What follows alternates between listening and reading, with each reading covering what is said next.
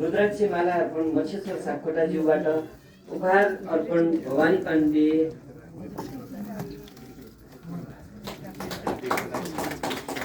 शब्दयात्रा पत्र हरिमन्द श्रीज्यूबाट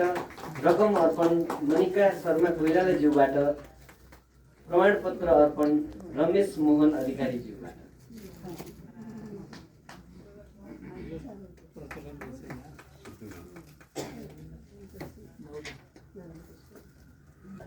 कस्तो संयोग है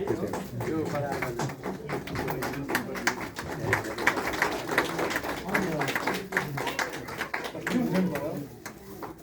रकम अर्पण डाक्टर भास्कर उमागाई